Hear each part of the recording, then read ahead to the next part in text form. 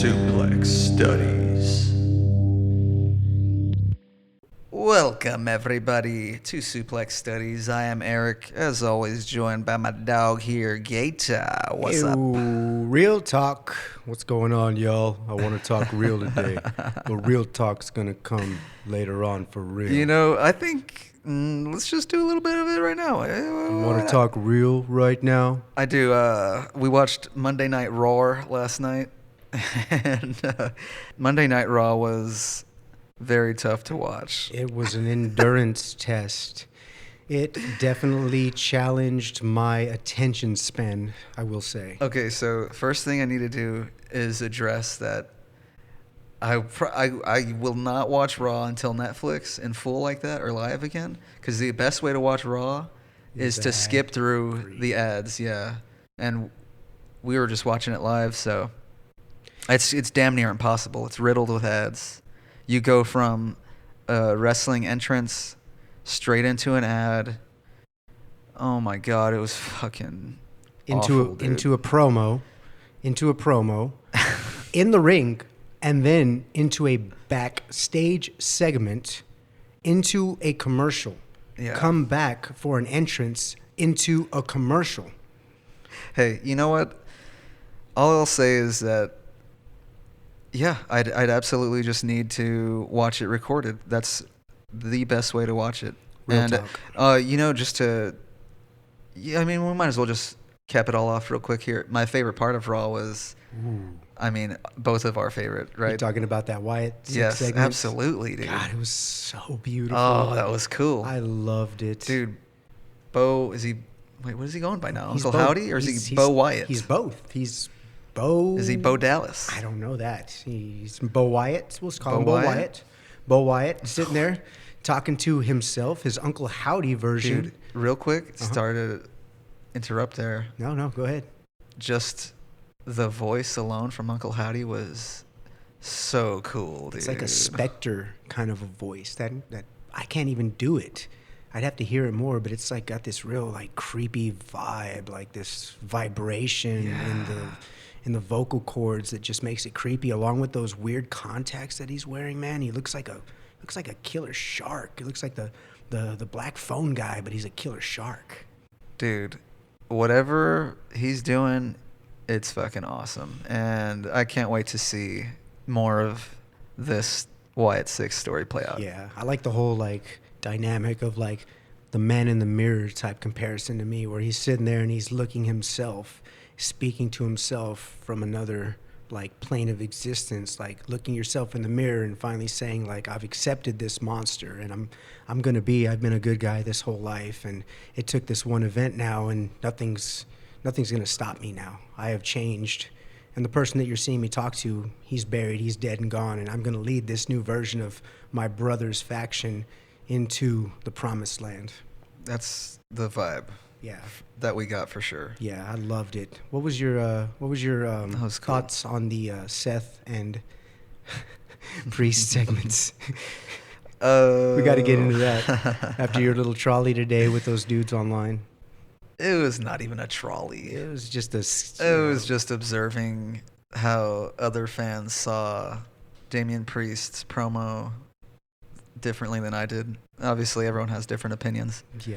I just think I like Damian Priest. I should start off by saying he's cool. He's got the look. He's got the stature. He has the World Heavyweight Championship on his shoulder. Yep. And I just think he needs a little work on the charisma and delivery of lines and shit, you know? Yeah.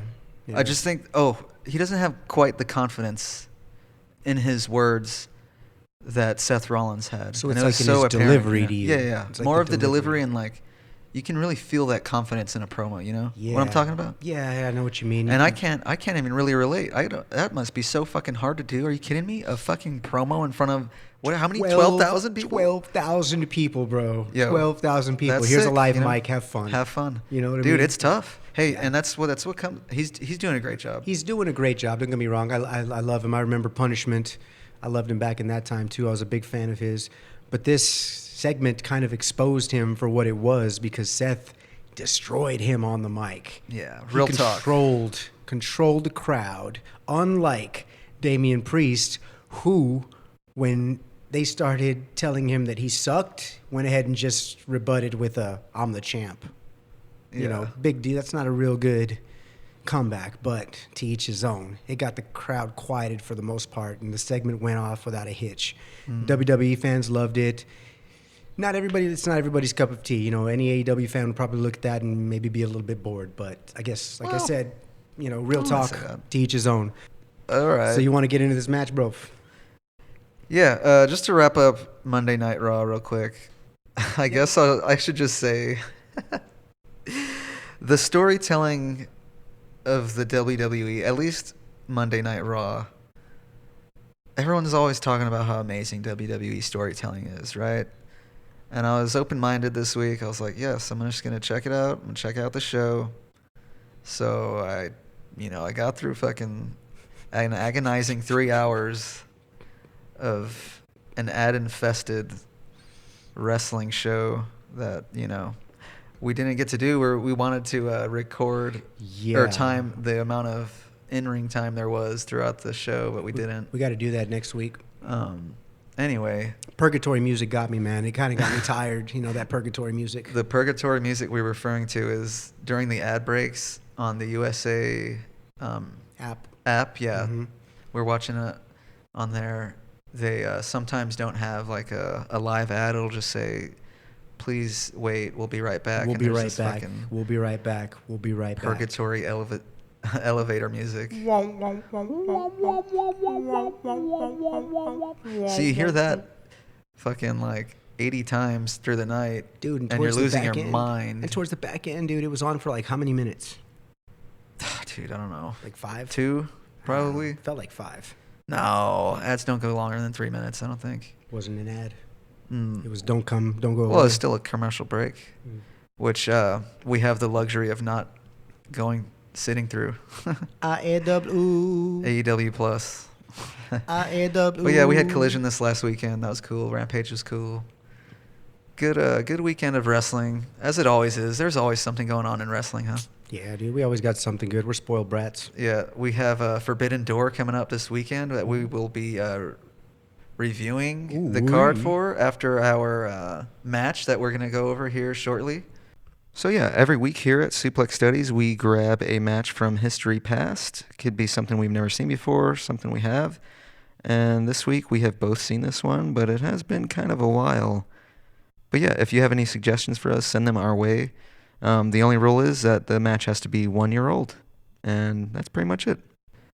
So yes, without further ado, our match of the week is TLC 2, although I'd say it's TLC 3. But this one takes place at the Astrodome in Houston, Texas, April 1st, 2001. Not too far from our neck of the woods here in San Antonio. Yes. Did you go to this? I didn't. This was in Houston, Texas. I think I was, I'd just gotten out of high school. I want to say I was 20 years old. So money definitely wasn't around. So I wasn't able to go take road trips or anything like that. The best I could do was San Antonio. So I didn't go to this one. Man, so I was 7 years old. So many memories flood in, Just one more fight. Dude, I love Limp Bizkit. My way or the highway. Are we going to see Limp this year? We are going to go see Limp next month. Ooh. Yeah, very shortly, because this will be coming out. You'll be hearing us July 3rd on this. So the episode you hear after this, we'll be doing the Forbidden Door recap. So this will serve as kind of like a prediction thing. But yeah, as we'll get to that when we get there. Prediction, you say. So WrestleMania 17 in Houston, Texas. What a raucous crowd. It was raucous. This was the era of signs. Oh my God, so many cool signs. It was a sea of signs, dude. As a matter of fact, didn't somebody that we know go there and have to leave? Yep. Because of signs? Yeah, so... Who was that? Gator's cousin here, our buddy George. What up, George? He attended this show and had floor seats that were pretty far back, and he said he couldn't see shit pretty much the whole show. He was a small fry though, right, back then? He must have been like, I don't know, what, 5? 2001? 6 or something? Man, yeah, probably around there. So yeah, he couldn't see, so he ended up having to just go home and I then think they went watching home. the rest on TV, right? Probably. We just went home and bought the pay-per-view. Dude, so yeah, like I kind of got off track there. The memories flooded in for this show because I was but a wee lad, and I remember my dad's friend brought over a cable box. I'm sorry, a cable, but He wow. brought over like a jailbroken cable box that you could fucking get the fucking pay-per-views or whatever. Did he put like a code in and shit with like his Yeah. fingers? Yeah, you used to have to put like a code in with your fingers, like 1, 2, 3, 4, 5, both of these at the same time. So we borrowed the cable box, and I was watching on this fucking piece of shit, I don't know, 20-inch TV. God damn. And, I always think of the goddamn gimmick Battle Royale on this pay-per-view, and of course Stone Cold and The Rock. We have who's also on that card? Taker and Triple H is a good one. That was a good one. Street Fight, I think. Straight fight. Oh man, Jericho opened the show. I didn't get to see. I fast forwarded right to the we TLC fast-forwarded 2. right through it straight to this match. But yeah, dude, what a cool event. Is it the best WrestleMania of all time? What do you think? Man, I mean, it's got this TLC match on it, so I mean, this Triple H, you've got Taker on there, you've got Rock. I mean, it's all the greats are there, man. It dials up to be one of the top 3 at least, I would say. I'm an old school guy, so I'm always What are you putting in the other two? I mean, then? I'm always going to put like Hogan up there. Anything that Hogan did at WrestleMania is always going to be first on my list. That's my Hogan, many a mania. You know my Hogan collection. I got a lot of Hogans. How many do you have now? Like 6? No, dude. 7? More than that. Really? I am a Hogan guy. I have too many Hogans right now. I am a real American. You're going to fight for the rights of every man? I just might have to. I'm a Hogan fan, dude. I've just always been a diehard Hogan fan, man. I don't know what the deal was, but I just loved Hulk Hogan until Bret Hart came along, and then I was a Bret Hart guy after that. But for the most part, anything that I see with Hulk Hogan is always going to have a special place in my heart because he was like Superman when I was a kid. How old were you when you were watching Hogan? God. 8? Oh, shit. 7, 8 years old, maybe 9 years old. I mean, So you're the age I was when I was watching this WrestleMania 17. exactly. So he basically tattooed into my brain the same way that the Hardys were tattooed into your brain. Dude, exactly. Your Hogan was my Jeff Hardy. Exactly. Yes. And we'll talk about Jeff a little bit later on and what he's doing now. We wish him all the best.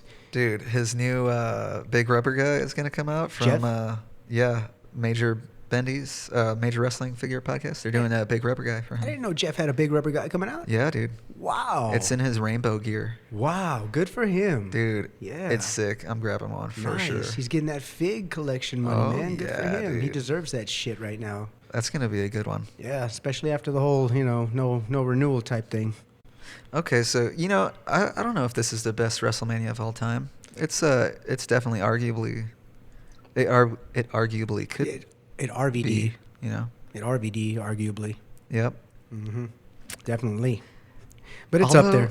I'd put it up with like, Yeah, it's probably one of the best ones, actually. What? Mania 18 is really good, I always thought. What? Maybe Mania 30? I don't know. What is that one? Mania 30, what? Which one's that? Mania 30? I have no idea. I couldn't tell you. I only know that they go higher than that. No, I have no idea. I can't even remember. WrestleMania 30, was that when Taker lost his streak? Ooh, really? 2014? Is that Really? right? Was that the Brock Lesnar one? I think so. Oh. And New Orleans? Well, then I wouldn't call that And then one. Brian Danielson wins 2 titles that Yeah, day, I think. I wouldn't call that one up there then because that was a sad day. Yeah. That was a sad day. That I don't streak know. should have been broken. I was just reaching for something. Actually, yeah. It would WrestleMania 17 probably is my favorite. That's your favorite? Or 2000. But I don't even, that card wasn't as strong as 17 though. So I alluded to saying that this TLC 2 match was really TLC 3. I have always viewed that the triangle ladder match from WrestleMania 2000 or WrestleMania 16 was TLC 1. And I'll die on that hill. I think there's a lot of people who will die on that hill with you. It was just not dubbed that until SummerSlam. You know, they made a whole damn video with Mick Foley. TLC, tables, ladders, and chairs. Oh my! They forgot about Edge. They Yeah. forgot about them. Yeah, so you know, so it went. I was always thinking TLC 1 was Mania 16, and then 2 would have been SummerSlam, and then 3 was Mania 17. You know, but those are just semantics. Right. So we get these entrances, man. Classic entrances. Hardy's come out first. Matt and Jeff come out first to the classic music. Then we got Edge and Christian coming on out with them big ass glasses. I loved those glasses when I was a kid. Hold on, Loved Jeff Hardy almost like trips over like a guy with like a wire. No On way. he's running up on the entrance and almost like No runs way. into him. Yeah, but like dodges him right in time. Holy shit. Yeah, they were hauling ass. They were Damn. running, you know. He dodged a bullet. Yeah, he did. He almost pulled a Mandy Rose. Ooh. Damn. Titus. Ooh. Don't wanna World pull slide. those. Yeah. Electric slide. So Dudleys are the champs. Defending the belts right here. Tables, ladders, and chairs. Ding, ding, ding. Let's get this match rolling. Yeah, this match gets a rolling. Before we get too far into the chaos that this match was, beautiful chaos. Beautiful. I noticed we have Paul Heyman on commentary. He said it was his first WrestleMania. Really? So yeah, I remember that time very well, and seeing him and the invasion and stuff was really cool. Or I guess the invasion event was later that summer, but this was really the onset of seeing those ECW and WCW guys come in full time. This was really the genesis of it. Unless I'd really have to go back and watch, but everything before, like leading up to this Mania 17, just to see where, like, because I think maybe Rhino had already come out. I think. Well, yeah, Rhino was in there with Edge and Christian already. Right. Yeah, and when was RVD coming back into the fold? At this point, I couldn't tell you right now. Off the top of my head. I don't remember either, man. Yeah, no, but I know he's full swing there in the summer, fucking having battles with Jeff Hardy. Yeah, I remember those. Those were cool. But yeah, this match gets rolling, and what do you know? There's weapons galore. It looks like Edge an and Christian ECW grab match. the ladder right away, bring that into play, and we're off to the races.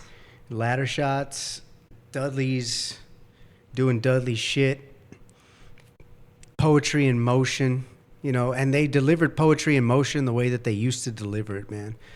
We got to a point with the Hardys where poetry in motion wasn't very poetic anymore. Well, come on. It got a little hard for Jeff after a while. It's okay. He switched it up. He switched to the Stinger Splash. He switched to the Splash. Yeah, he switched to the Splash, which was a good move on his behalf after those few follies that he had. But real talk, it was still it was beautifully executed. I love the poetry in motion for me. You know, Edge goes in there. We got chairs being thrown into the fucking ring right now. Drop toe holds onto chairs. We got fucking chaos happening right now. Crowd's going fucking crazy. Dude, there's no way I would take a fucking ladder shot. You wouldn't take a ladder shot? Dude, that looks so painful. You just got to cover up, bro. Yeah, but I mean, I wouldn't want that. That shit looks painful. Dude. I take it to the stomach. I don't know about the face because, you know, I'm too pretty for that shit. But I might take one to the stomach, you know, because I got abs of steel, so it wouldn't even hurt. Dude. Fucking, you have the abs of steel like ENC? ENC. You doing their planks or what? I'm trying to, bro. I got to get into that. Yeah. I got to get their little contraption. Yeah, dude, I'm trying to do their planks right now, but I'm an amateur. I can only get like 30 seconds at the most. And Hey, I'm you got to Dunskies. start somewhere. Yeah, so 30 seconds, move my way up. I've seen people that can do that shit for like hours. What? Hours. I say people break world records doing that How shit. long? I want to say like 3 or 4 hours this one girl was doing it. Wow. Yeah, dude, and she was just boom like that, just stoic, just game face the entire time. Didn't take a sip of water, didn't take a break. They just sat there and they timed her ass. There was a crowd around her, and she set a world record for planking. That's fucking wild. I got 30 seconds in me. This chick's like, just hold my beer. I got 4 days. Jeez. But she had abs of steel too, man. That stuff really does work. So Edge and Christian talking about planking to get them 6-packs, man. I believe it. And I'm going to start doing it. I got a 4 right now. I'm trying for the 6. I'm thinking this is going to put me over the edge. Nicely done. Just to quote little Ricky Starks right I there. just think it's, Ricky Starks, shout out. I think it's so fucking annoying that we, well, obviously the story didn't really allow for it yet, but we didn't get Hardy's face-to-face with ENC, Copeland, and Cage in AEW, dude. Yeah, in AEW. I hope the relationship between AEW and TNA can happen again to some degree, like to get those teams, face to face later on. We'll see. Who knows? Do we have like a full widespread Forbidden Door thing happening now in wrestling? We just might be. Dude, is it out of the realm of possibility that there's like the full crossover of sorts in the future? Do you think this could happen? I think what's happening right now is there's a trickle in that the WWE trickles into TNA, and TNA has delved into AEW. So now if AEW and TNA can come to some sort of an agreement again where AEW sends its talent to TNA, then it can then send it to NXT.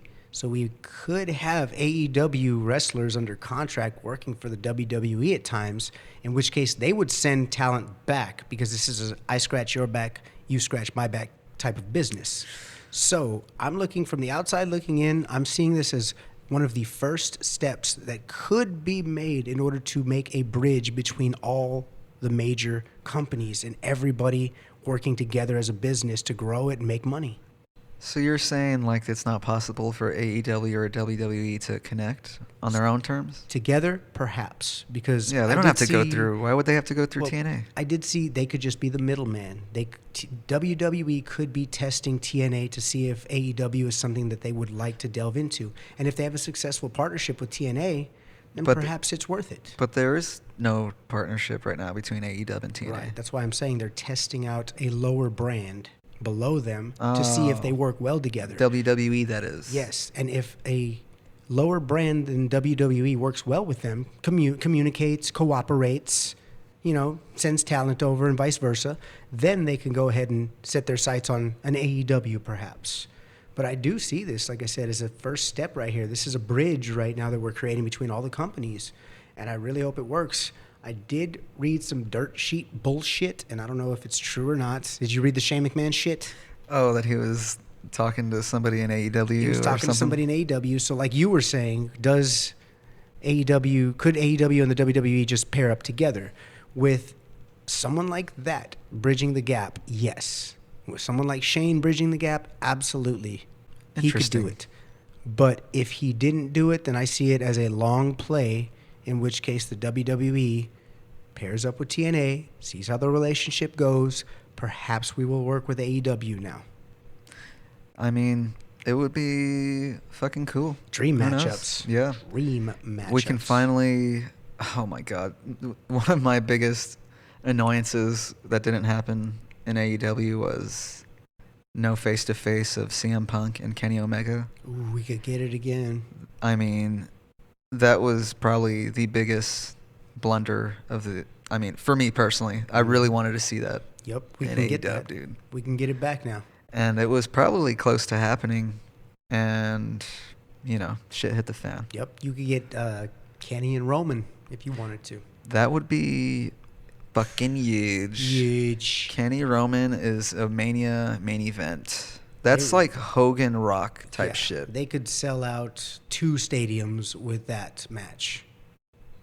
Damn. Yeah, that's a huge match. I mean, that's crazy dream match type shit, isn't it? What's y'all's favorite dream match? Yeah, let us know. Let us know what your favorite dream match is. You can, in fact, this show is probably going to evolve and change very soon. These first 3 episodes that you'll be hearing day one, but we'd love to hear y'all's input. So yeah, it's at Suplex Studies for Twitter and Instagram at the moment. But you think you know me? We were commenting during this match, the TLC 2 match, that the world titles that were hung were off centered, and it was kind of annoying. What the hell was that? They You were know what off center. happens. I don't know, man, but I swear to God, when we were watching Raw the other night, Roar, they were off center still. No, there were 2 briefcases up It was there. 2? That's why it just looked off center? It looked centered to me. Okay, all right. I think those are your eyes. I was just looking for some shit to get on them for. You got them Shawn Michaels eyes I got going or something. I got them baby little Shawn Michaels eyes. One of them's crossed to the left. One of them's looking right at your ass. Have you ever seen RVD do his Shawn Michaels impression? No, Oh, dude, never seen it. you gotta look that up, bro. It is so fucking. He does his Shawn funny. Michaels impression. Yes. Okay, I got to. And he does the eye. Oh no, he does the eye. Man, I'm sorry, Sean. I'm not trying to clown on you. We love you, Shawn Michaels. We love him. He's from San Antonio, Texas. I'm sorry that fucking, I think it was Kane, fucked up your eye. I don't know. I think it was all those chair shots, man. No, it was a specific event that No way. Yeah. He got hit so hard that his eyeball turned left. Dude, I think so. I think there's a story. I don't know if it's Kane hit him with a big boot or something, but yeah, he was never the same after that match. That motherfucker turned wonky and never came back. Right. God damn! I didn't know you could fucking get hit that hard. Was he Debo? What? Debo? Debo from fucking Friday, bro. I'm sorry. Oh. Hey, he hasn't seen Friday. I'll roast him. Yeah, it's on my list, all right? I have a whole list of movies that I haven't got through. It's a fucking list that's probably, I don't know how many movies long, 100, probably 150, I have no idea. I never fucking check any of them off because I'm always playing video games instead and watching wrestling. The listeners will know who Debo is because most people around know who Debo is. You don't fuck with Debo because he takes your shit away. But Debo had a wonky eye. And Craig tried to knock that fucker straight, but it didn't work. That motherfucker still stayed wonky. Wonky eye. Oh my god, dude. What's up, Sean? That sucks, man. Fucking yeah. Shout out to Sean and his beautiful autograph. His wonky eye. Big old Guess who's big never old come- thing on Guess that who's auto. never coming on the show? Sean would never come on this show. What are you talking about? In a million years. He ain't breaking no more hearts with that fucking eye. Jesus, bro. But I digress. So tell me, what was some of your favorite like spots on this match, bro? Gosh, man, there are so many. The first one that I'm looking at here, Bubba Ray Dudley grabbed Jeff Hardy, powerbomb position, and fucking tosses him through Edge's carcass on a table. Ooh. And they crashed through a table. That was redundant. Yeah, but it was the first big spot of the match. It was beautiful. I just love seeing power bombs through tables, but when you add another human body on top of it, it just makes for organized chaos, and it's beautiful. I loved it. So we got Dudley's now, right? They're stacking 4 tables. We got the 4 On the table outside stack already? on the outside, yeah. I thought that comes later. After that power bomb. Oh, it's set up early. After that and power then, bomb, yep, they go outside. They start setting shit up while everybody's down. Everybody's down, incapacitated. So they set their fucking 4 tables up. Hardy and Christian, I believe it is. They go down there and they each take a Dudley, start whooping that ass. So tables are set up. We're just waiting on to see what's going to happen with those later on in the match. This is one of those matches where I have to just watch again and again because every time I do, I'm missing something. Yeah. Or I'm catching something new each time I watch it. Oh, yeah, dude. This match was chaos, so there's a lot to... It goes a million miles It does. per hour. It was just pedal to the metal the entire match. They I didn't mean, let balls go. to the wall. Because they only gave him, what, was that like 15 minutes? I thought it was 20. Maybe 20 max, Might have dude. been 20. I thought it was 20 minutes that they gave them. Yeah. So after we got this 4 table stack right now, Hardy and Christian just decide they're going to fucking bring ladders in. So we got 3 ladders stacked in the ring now, side by side by side. And we're going to get the good old everybody go to the top of the ladder spot. Dude, speaking of, so, you know, spots in general. Yeah. The high spots, if you will. What do you see? What do you notice on every single one of them? On what? That happens on every single one of those big moments. I'm not sure. What? You see a sea of flashes from the cameras. Oh, wow. And that's something we never see anymore. We I wonder don't. when that stopped, actually. Probably do you think 2010 maybe? 2009, 8? That's pushing it, really. I'd say iPhones. Right. When iPhones came out. So around 2007? Yeah, around there. Yeah, because then people could just do video. You didn't have to flash because you were just using your video recorder. So, still frame photography became a thing of the past at that very moment in time. I remember when I used to go to these events, I would literally go to a Walgreens or an HEB, and you remember those little wind-up Oh, yeah, of course. cameras? I You used had to to get one of those, man. Get like develop. a 30. Yeah, get like a 30. You get yourself your 30. You get a 30 pack? Yeah, well, no, it had 30 clicks, 30 pictures Oh, in yeah, it. yeah. So you get a 30. Oh, yeah, I got my 30.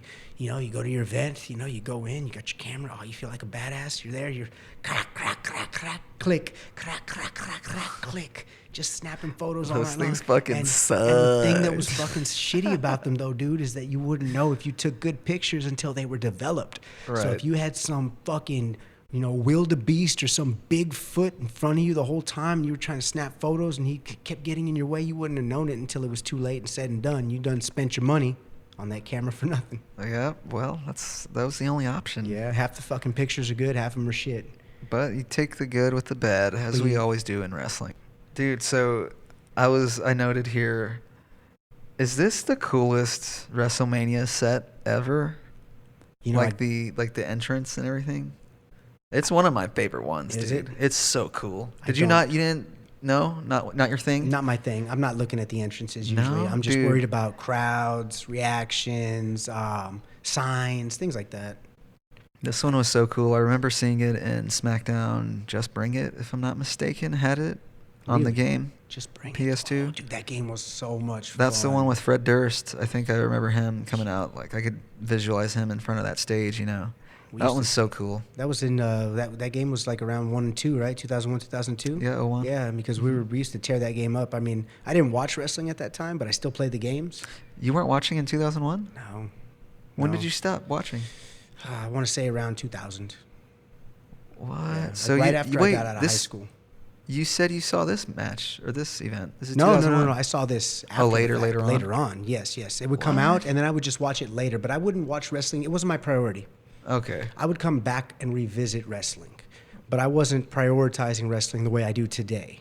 I would say, okay, something happened. I'd hear about it later on. I'd come back. I'd watch it. I had the free cable box, so I could just go back and watch whatever I wanted to at any point. So Yeah. that's pretty much what I did. So back to the match here. We got the, like I said, 3 ladders, side by side, all 6 men to the top. We know what's happening they here. go. We got 2 to the left. We got 2 to the right. We got 2 right down the middle. Dude, Christian fucking went right over the top rope, and he specifically cleared it because he did not want to hit that top. No.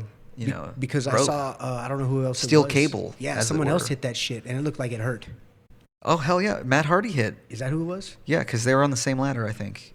So they go, and then was it Jeff and Edge that went on the other side, or was it like Jeff and I think Devon? it might have been Dudley, Bubba. Anyway, whoever it was. No, sorry, that was Devon and Edge. Oh, it was Devon It was Edge Devon on the and other Edge. side. Yeah, Devon and Edge on the other side. Hmm.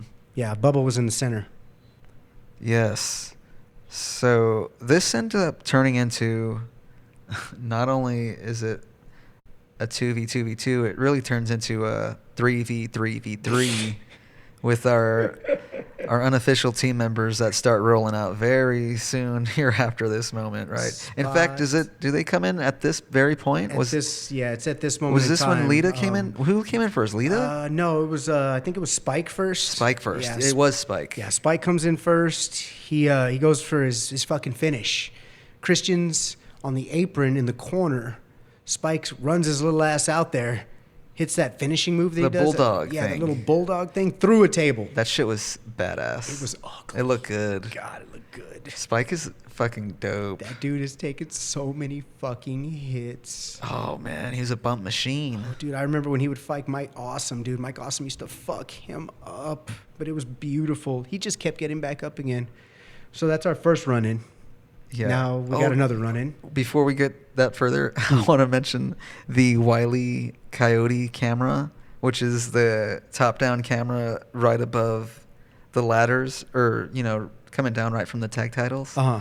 I remember hearing Jerry Lawler call it that. The Wiley Coyote? Yeah, I think he calls it that. Maybe. Well, he's not on commentary on this event, Right. but maybe like a year prior. Is that because it's like... I think I feel like I heard him say it maybe as far back as like No Mercy, the ladder match between Edge and Christian and the Hardys Huh. for like the sack of money. Interesting way of. I don't know if that describing it. was on that one or it might have been the Triangle ladder match, aka TLC 1. Triangle. I think my memory's a little hazy, but I always thought that camera angle is actually pretty cool too. Yeah, it is actually. Now that I think about it, that's something I need to pay a little more attention to. Yeah, I don't know if they do that camera angle anymore in the WWE The Dubba Dubba? or AEW or TNA. Does anybody hit the Wile E. Coyote camera angle? You know, we can pay a little attention pretty soon here because we're about to have a few ladder matches coming up. Oh, yeah. We got a Forbidden Door ladder match that we'll review later on. Money in the Bank? We've got a Money in the Bank. 2 Money in the Bank matches. Ladder matches there. So what we can do is we can check out the camera angles within those 3 matches coming up soon.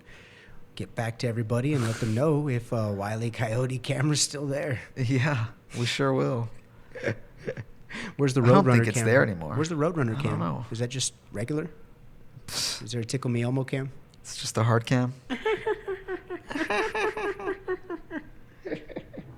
Here comes Rhino. Dude, so yeah, fucking Rhino shows up and he hits the gore on everybody, really. Matt Hardy takes one, I think. I think Bubba Ray got one. Who got the one through the table? Matt went through the fucking Matt table. went through the table. So, god damn, dude. Rhino was indeed the man beast. He was so fucking badass. His little ass arms. He does have some shorter arms. He put those arms up, bro, and they would barely go over his forehead.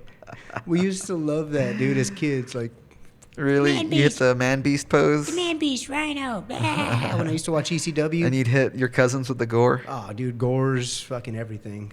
Especially All of the gores. above? I mean, my favorite, of course, was always the sharpshooter on their asses. Because I would go left.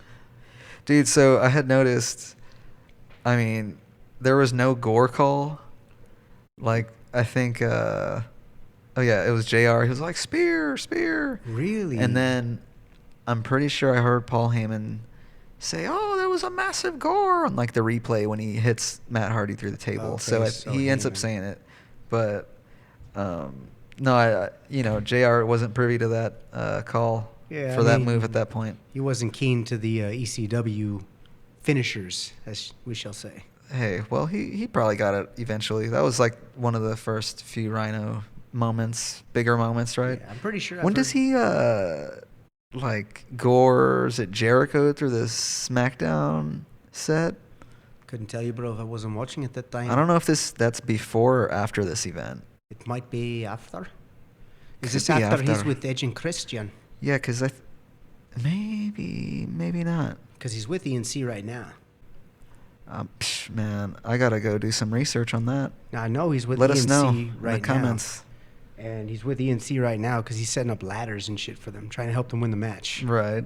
So, what happens next? Lita rolls out, our last entrant into the match. The Hardy's aide, and she gets fucked up. No, she is smoking is what she is. Oh, I mean, She's going out there in that old school 2001 thong showing that thong, the thong. I saw that shit and I said, hey, Cisco's up in here right now. She comes in there wearing that damn thong song. And I was like gravitated towards the screen again. Man, she fucking takes a 3D. So good, man. Dudley's got her up real high in the air. Oh, on my that God. 3 Dizzle D. Belly flop for Lita. It was brutal, but this is also back in the day when this was actually okay in the ring. You know, nowadays, besides the intergender wrestling that is actually an official match, these kinds of spots don't really happen anymore where you've got a female running in and 2 males hitting him with their finisher move. Yeah. The only thing we've been seeing in AEW like that is just Chris Statlander fucking up some of the guys. Yeah. Like when she was beating up Cassidy, Orange Cassidy, and maybe someone else. Yeah, Maybe it was she's- just him. She's bigger than him, so she should do that anyway. Yeah, and she's done a lot of intergender wrestling anyway. Yeah. I mean, it's totally fine. It's wrestling. Yeah. They're all pros. They're just fine. We love you all. We got the Dudley Death Device. The Dudley Death Device. Right? Is that what they called it? Yeah, they called it the Dudley Death Device. What is this, the Road Warriors move? Basically the Road Warriors move right there, What do they call it? Doomsday Device. Doomsday Device. Yeah. There you go. So, yeah, Dudley Death Device. Yeah, they just basically added an extra word in front of it. Death Device, Dudley Death Device, whatever. They hit it. It's great. It's cool. Everyone's getting their shit in at this point. Signature moves all around. Yep. You know, I'm pretty sure Lita hits a Hurricane Rana, right? Yeah, Lita hits her Rana to Rhino. I believe Spike Dudley saved her. She was about to get smacked up. Dude, but then Lita whacks the fuck out of Spike Dudley with this steel chair. I mean, it happened one time. I don't even remember if it happened twice, but dude, he took that steel chair to the dome so hard. Dude, he's Spike Dudley. That's what he does. It was gnarly. Spike Dudley is a bump machine, dude. God. That kid is fucking amazing, bro.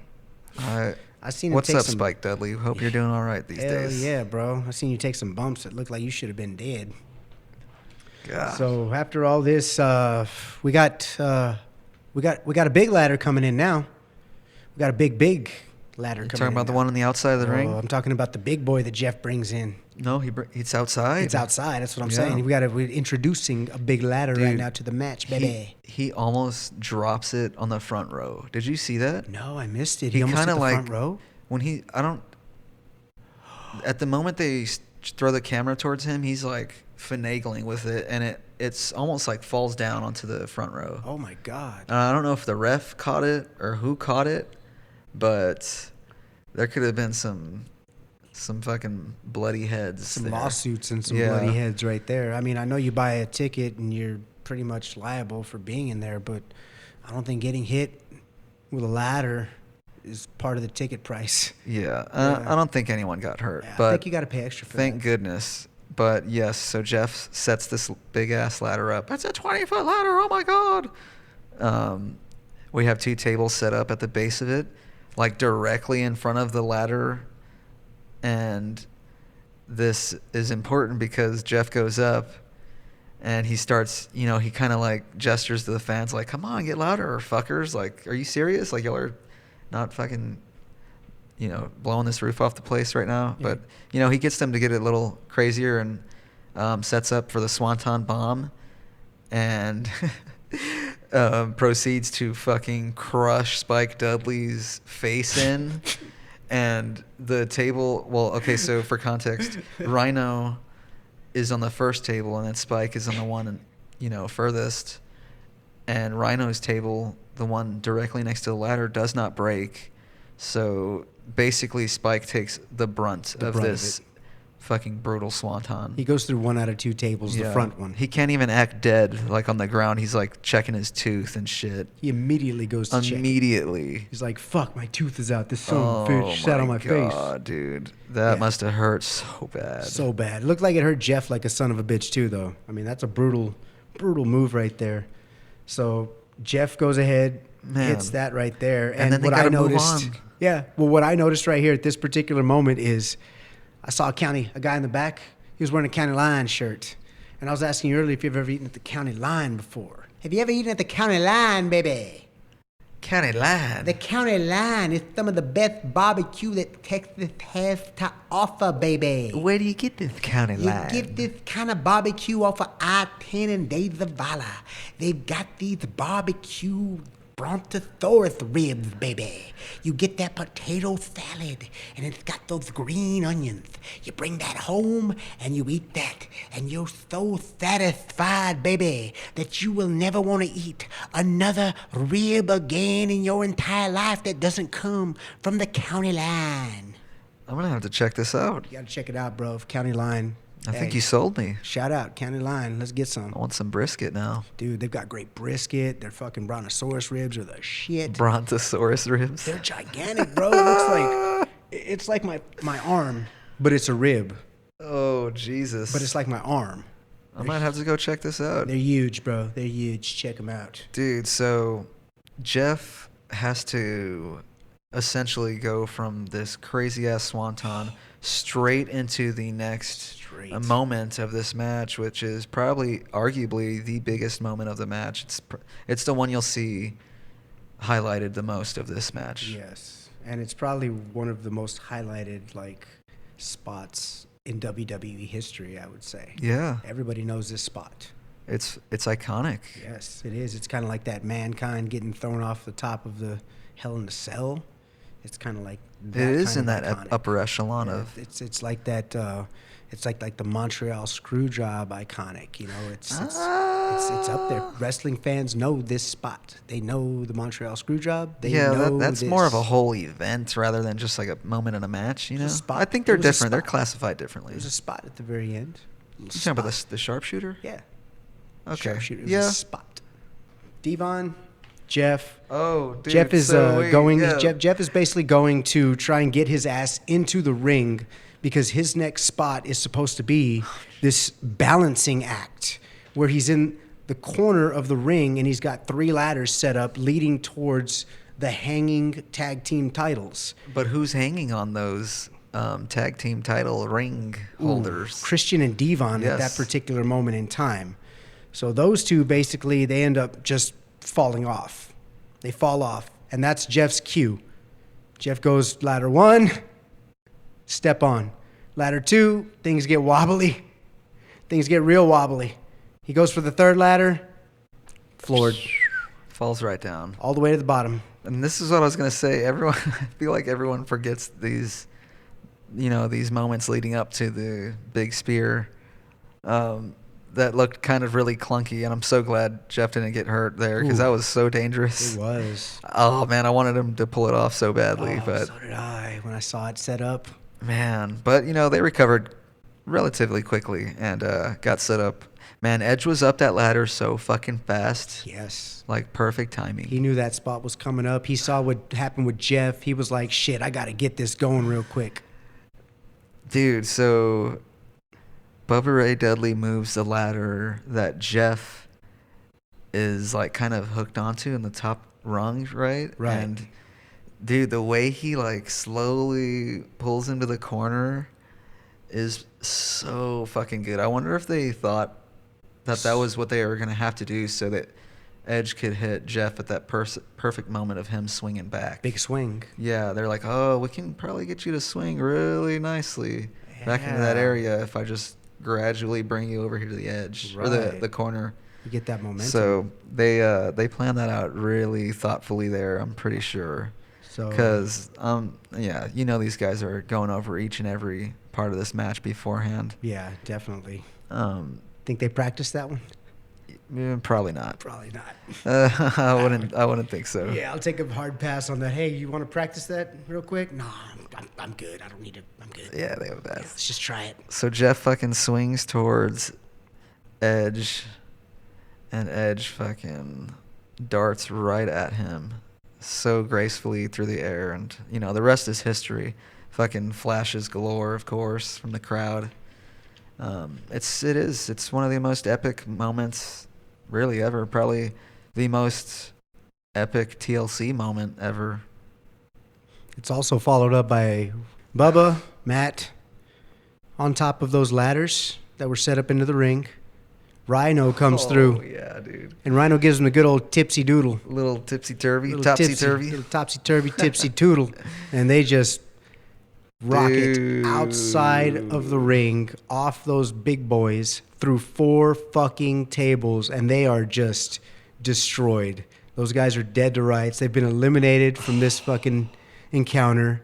That's it. Game over for Matt and Bubba. I think I like that moment a little more than the prior one. I did too. That's so fucking. That's a good crash sequence. You know why I liked it the most? It reminded me more of an ECW thing than anything. Yeah. An ECW moment. Before we go to that, I wanted to ask you: do you think that was the greatest spear of all time from earlier that we just talked about? Oh, dude. Like, what are man. the other, big time spears of all time? I mean, dude.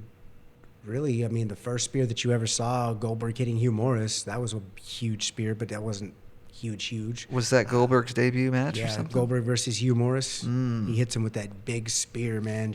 I had never seen Hugh Morris get manhandled like that. So for me, I was like, oh, shit. Damn. What the fuck did he just do? Hugh Morris is Bill DeMott. Bill DeMott. Yes, the big guy.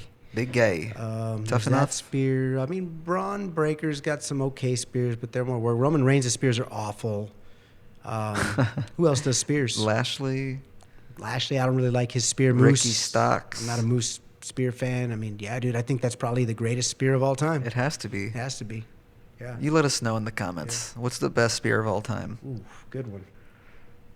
So yes, Bubba and Matt fucking die in these 4 tables. They're done. Holy And then shit. what were you alluding to right after this?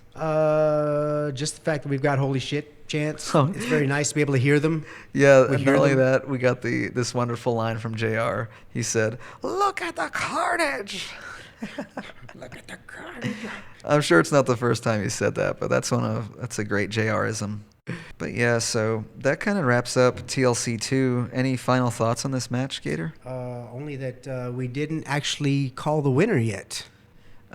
That's right. So Rhino lifts Christian, right? Yes. To victory He pushes old Christian on the up the ladder. Yeah, up the ladder. Edge is holding Devon down. Christian goes ahead and pulls down both belts. Bang, bang. Scissor pow, gang? pow. The gang, bang, scissor gang. And this match is over. Renee. Yeah, so ENC recapture the world tag titles.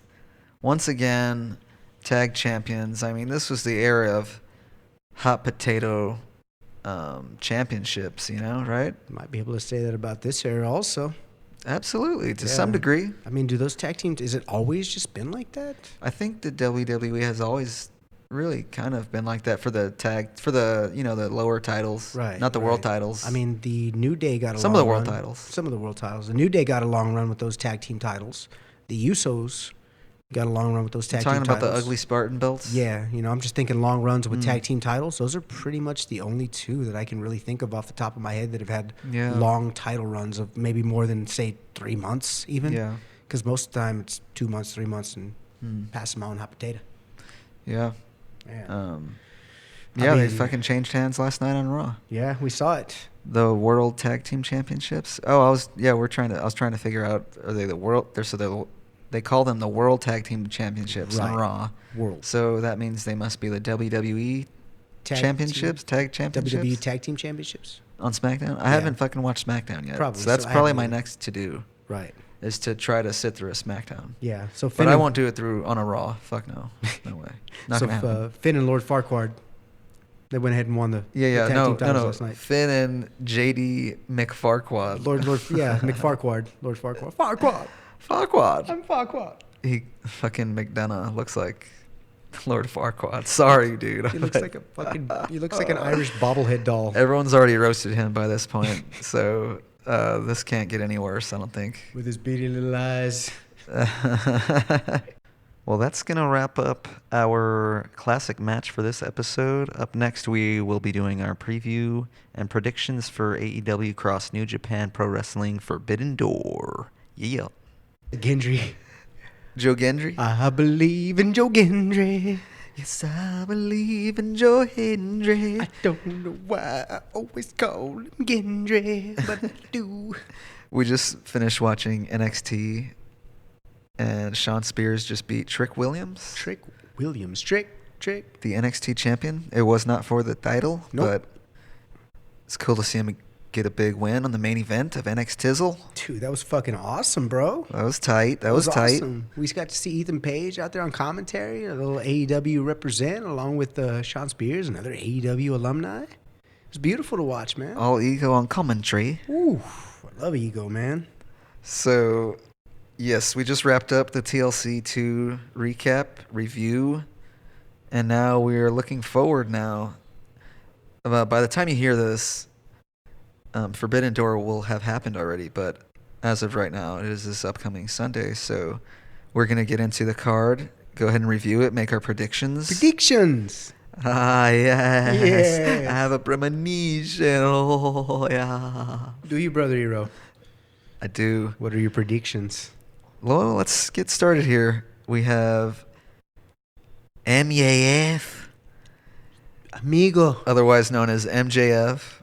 I was That was doing Roosh. Roosh there. That was a little Roosh right there. If you guys have been watching the show. If you mess with the bull, you'll get the horns. You're gonna get the horns, vato. We have MJF versus Hechicero. Hechicero. Of AAA. Oh, wait. CMLL, actually. Ooh, triples? Triples. Not Triple H. Not Triple H. Triple A. Triple A. Triple A. Phenomenal. La la la la la la la la la la. Let's get that one actually going works. over there in Yeah, Mexico. see, you Let's can go. get it going with all of the promotion. Anyone, dude. You can Acronyms. do it. Yeah, thank you, France. NJPW. NJPW.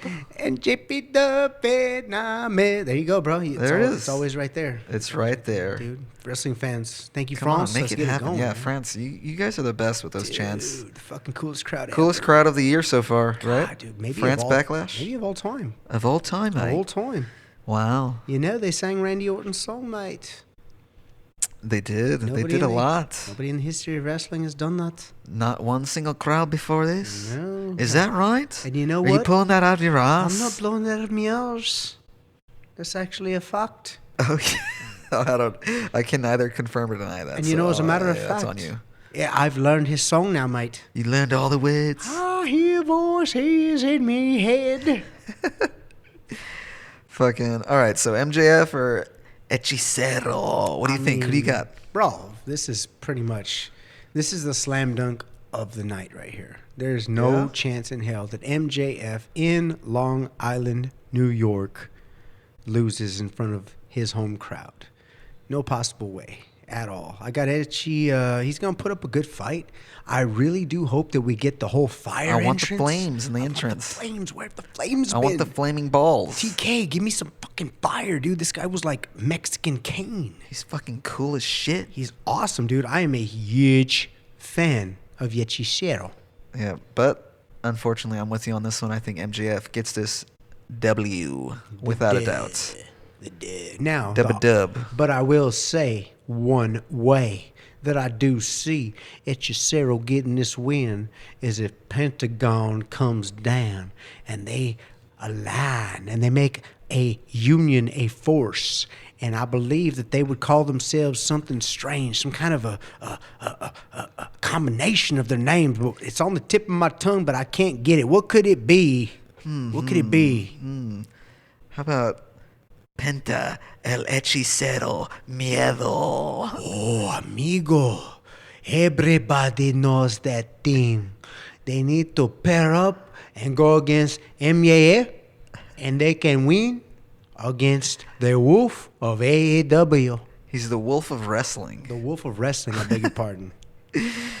Oh, man. So, no. I wonder, is Penta even on this card at all? No, I right? haven't seen him, but he might be on the pre-show. We haven't seen what's going to be Yeah. on the buy-in yet. Well, So you Pac might. isn't even involved, is he? Who's that? Pac? Didn't we book?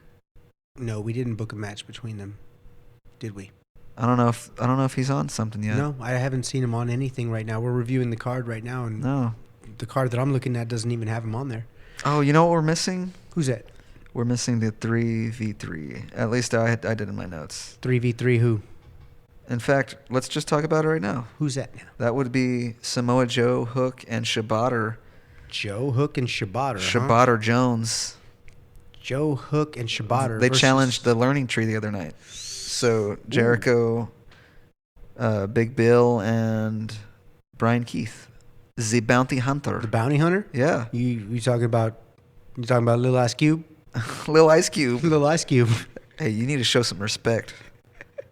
I don't think that Brian Keith has ever collected a single bounty in his whole life. Oh, come on. He He might collected be- some bounties. He might be the worst bounty hunter in the history of fucking bounty hunting. That man, he's been looking at the lights so damn long he hasn't collected a bounty. He got a big win recently. Did he? Yeah. So he collected a bounty. He got a bounty. He got a bounty. You're goddamn right he did. All right, so now he's a legit bounty hunter. You Yeah, know? he's under the learning tree, dude. Okay, he's under the learning tree. You gotta follow the story. It takes time, baby. Everybody's so impatient in the wrestling industry. Well, not the industry. The fans. They get really impatient at times. They can't just let things simmer and let breathe and build over a weekly basis, baby. But you just gotta give it some time. Yes, indeed. So we got to give him some time, Dusty. I think so. This 3v3, I gotta say, Hook Joe Shibata wins this. It's definitely. I mean, in all honesty, the bounty hunter is there to take the pin. Well, yeah. I mean, I could really see Jericho. You know. I mean, he is a learning tree, too. so he could. I beg your pardon. I'm sorry to cut you off. Go ahead. No, that's fine. Yeah, I could definitely see Joe getting choked out. Or no, sorry, Jericho getting choked out by Joe. Ooh, you know what? Yeah. How about that? I like that finish. I kind of like that. That's a good finish. And then maybe they can work a singles after that or something. But then Jericho gets choked out. He's the learning tree. What did they learn from him? Well, guys, anytime you lose, you take a big lesson in life. Thanks, guys. Thanks, guys. Thanks, guys. You got to learn from your past to write your future. That's a good point, actually. He could twist it. He could spin it that way. He Jericho's did it once. Teflon, right? So, I mean, he doesn't fucking win, lose, whatever. Jericho's tested, timeless. He's recreated himself so many times. I can't believe I'm actually into this learning tree. Dude, all it took was him just leaning into the outrage and hatred, and now we have another cool Jericho iteration, if you will. Everybody was like, how dare he? He's not the greatest of all time. F this guy. I'm the learning tree, and now we all love him again. Yeah. Well, I mean, there's the haters still, but... Yeah, but for the most part, brilliance. Yeah. Brilliance. Broken brilliance. Ah, yes. Wonderful.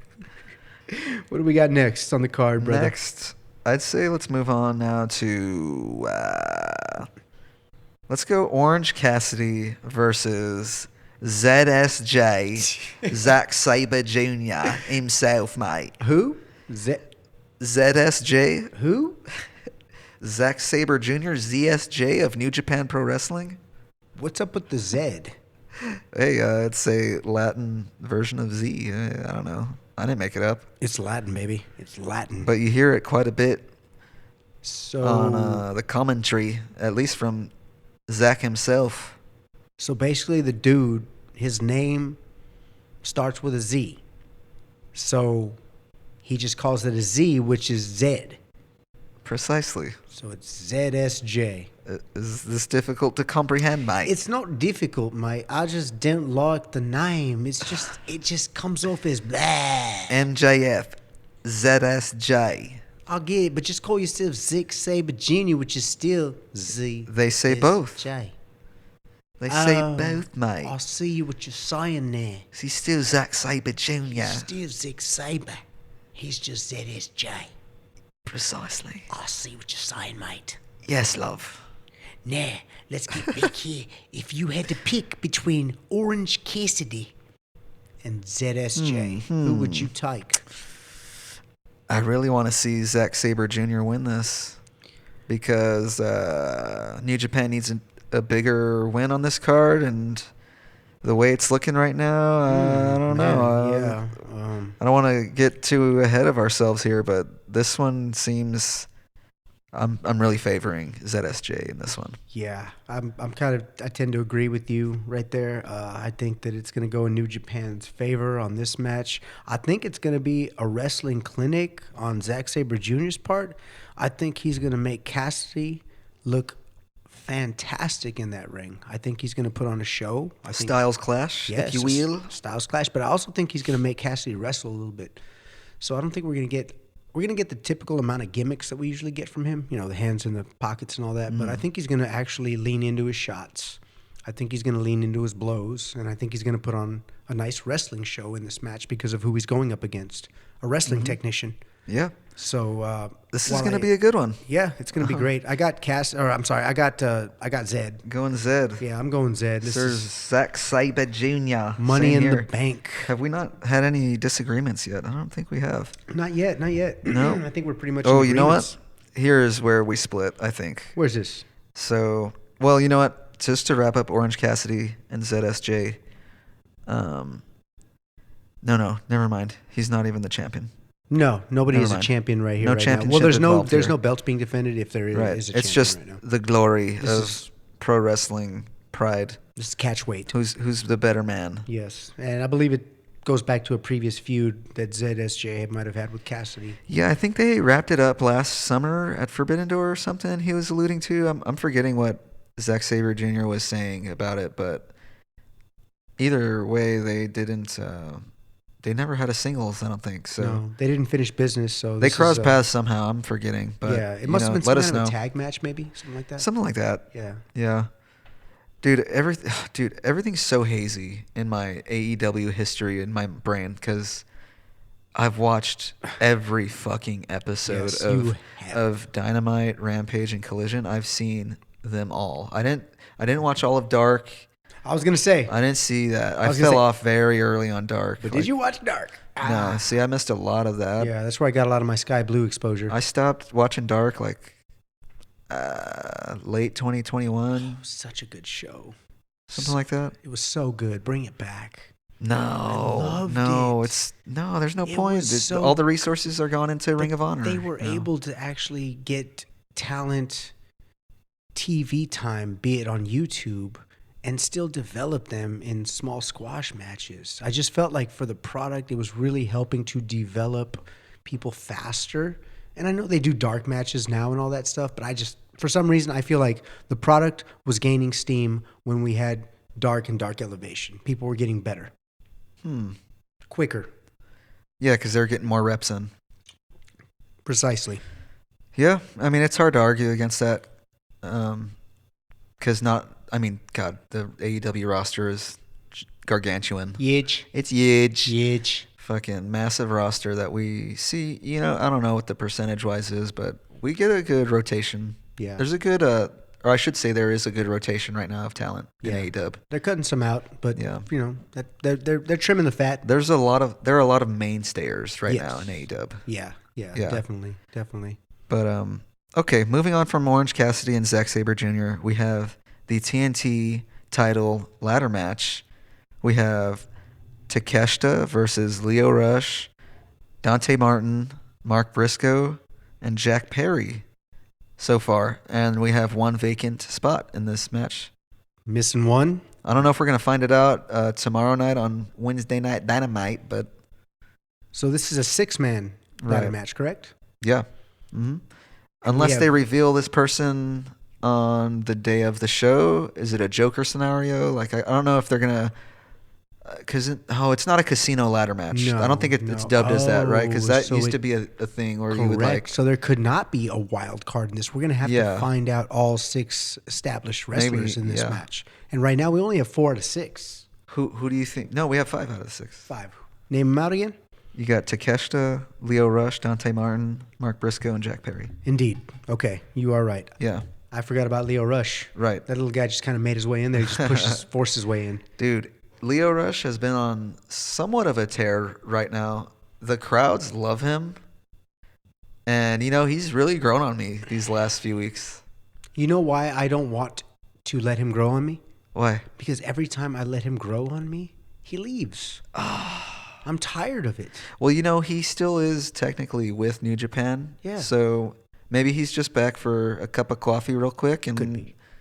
I don't know if they'll take this story with him and Top Flight any further. I kind of want to see it play out some more. I mean, it seems like that's where he's really leaning into it right now, is that Top Flight. Dude, I'd love to see Lio Rush and Andretti versus Top Flight, quite frankly. Ooh, yeah, because they have history together, Andretti said. And Darius is, Doesn't like beefing him. with Lio Rush, He does essentially. not like him, does he? Yeah. Wow. Yeah, and you know what? That might be where the direction that we might be going towards in the future. So, I mean, if Leo stays on, we don't know if he's going to stay on or not. Like But you said, of he's New course, Japan. AEW doesn't tell stories, So Yeah, no, we don't tell stories. We're not the WWE. there are no stories to be told in AEW. We're not the WWE. I love WWE. I love WWE. I was telling Gator, I just saw this video of fucking Vladimir Kozlov on this WWECW TV show. He's in the crowd and he says, I love WWE. Go check it out if you haven't. It's fucking hilarious. You fucking forgot the U. Yeah. Twice. I mean, he was probably just learning English at that point, right? All right, we'll give him a fucking pass. All right, so who do you... Oh, so didn't mean to cut you off there. No, you're good. So we got Leo, Dante, Briscoe, Takeshita, Perry. We're missing one right now. So let's go into our predictions, if you will. Please tell me your predictions, Brother Gator. Yeah. Let us see. Who might be the quote-unquote wild card, unnamed man, if you will? I'm going to think... I'm going to go first off the top of the head. All right here, I'm just going to throw out a name. Sammy Guevara. Sammy G? What do you think about Sammy Guevara? The man has been out since he killed Jeff Hardy. He's been suspended. I know he's got a kid. He's chilling right now, right? He's having a good life. He's having a good old time right now. He's got Tainara. But could it be Sammy coming in here? Could TK finally let him back in? I mean, you alluded to him earlier. I didn't expect you to bring him up here in this match. I hadn't thought about that. I could definitely see Sammy in this. Yeah, I mean, he's a pillar that has been off television for quite some time now. Maybe it's punishment. Maybe it's time off. Nobody knows. I'm not a speculator. It sounds like you're speculating. I'm just throwing things out there into the Ethernet world. You're throwing rumor and innuendo into the ether. Innuendo. But I digress. The Ethernet. The Ethernet. That's what I call it. The Ethernet. Is that right? It's Ethernets. So, I mean, I'm thinking personally for me, this is a ladder match. I mean, who better than Cage? Who better than Cage? I mean, it could be Brian Cage. You never know. But I'm thinking who better than Sammy right now to go on the top of the ladder, because you know why? You really want to know why? Yeah. He's crazy. Oh, is he crazy? I'm crazy. Gator's doing the little wiggle around the ear. It could be crazy Sammy. That's going to be my prediction. All right. Numero uno. I'm going to counter you with Wardlow. Ooh. I think he's been too absent. We get flashes of him every week or so in the last couple months. And couple as in two. Yeah. But I think maybe Wardlow is a possibility. He has history with the TNT Championship, and I don't know if he won his first TNT title in the Revolution ladder match for that championship like 2 years ago, right at this point? Yeah, a couple years now, yeah. So my timeline's probably off there. I'll check it out later. Y'all will certainly let me know, hopefully. Fact check. But yeah, what do you think? Wardlow or no? I like it. I really like that because Wardlow, although he's a big man, he is also a high flyer. And we've seen him pull them swantons before. I mean, he can get to the top rope, and he can definitely make some magic up there. So, like you said, he's got a history with the TNT title. It's been a minute and a half since he's even had a crack at gold. And he's won this format before. He's won a ladder match before. So he is ladder tested. So he might fit the prototypical big man, style, but I think he could definitely fit into this match. He's definitely who better than Wardlow. Damn, I'd like to see Wardlow and Takeshita just fucking trading blows, going at it in this one. Throwing Brian Cage. Oh man, I love Cage. Who better than Cage? Carne. Who else do you think could be in this? Gosh. I'm gonna throw out one that is probably unrealistic, but I just want to throw it out there for argument's sake. Maybe fantasy booking. If a guy like Ricochet doesn't have a non-compete clause in his contract, now, and I do know that most WWE guys do, but some of them haven't in the past. So if a guy like Ricochet does not have a non-compete clause in his contract, I'm thinking a guy like him would be perfect for this kind of a matchup. I mean, yeah, if the contract allows, I have no idea if that is the case or not. Not trying to stir up any rumors here about it, but It's fantasy booking. yeah, complete fantasy booking. Fantasy. I would love to see Ricochet in this ladder match. Oh yeah, hell yeah. Yeah, this is if he doesn't have a non-compete clause, and if he can come in day one right now, and he can go ahead and get into this matchup, good Lord, he's going to give Jack Perry a run for his money. He's going to give all these competitors a run for his money. I mean, he's amazing in that ring. Don't get me wrong. Can he speak? Hell no. Who, Ricochet? Ricochet. He's got the charisma of an aged dog turd. He is not charismatic at all. However, That's something he could work on, though, right? hey, we've been saying that since Lucha Underground. Well, maybe he's got to Jeff Hardy it a little bit. Just don't have to talk as much. It's okay. You want to know where I think his edge could come at? Is if he just went ahead and turned heel.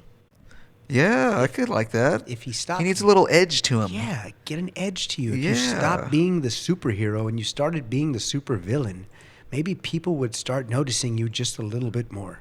Yeah, I like that. That'd be cool. That's just my suggestion. I couldn't find shit on Ricochet's contract, No so Ricochet contract stuff? Okay. it said something about it's ending in the summer. So So yeah, Who like I knows? said, they've written him off of WWE programming so far as we know. Braun Breaker killed him. And so at this particular moment, I am hoping that he doesn't have a non-compete clause, and maybe that's why they wrote him off.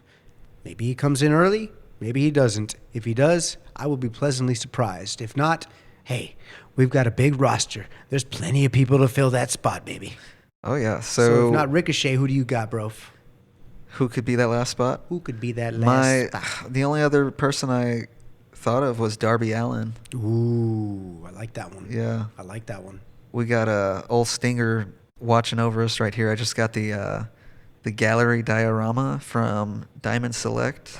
Shout out Diamond It's a Select. sick ass Sting statue, and I'm kind of thinking about getting it signed. It's such a nice big window. Y'all should check it out online. Yes. I highly recommend it if you're into statues or figures, really. Yeah, But, we got Comic-Con coming up here, so in October. Yeah, here in San Antonio. You thinking about getting that bad boy signed, I eh? think so. I wanted to Ooh. say it's showtime. Sting. What color? I'd probably do like the ice blue, the baby blue I like it. I paint like pen. it. Yep. So that's going to be an expensive day. I'm all in. But yeah, I think Darby Allin could possibly pop up in this match, make a splash, fuck up some people, Yeah? and give a crack at a title he's held twice before. Ooh. So he's another, former TNT champ that, will always have a claim at that title. So Damn.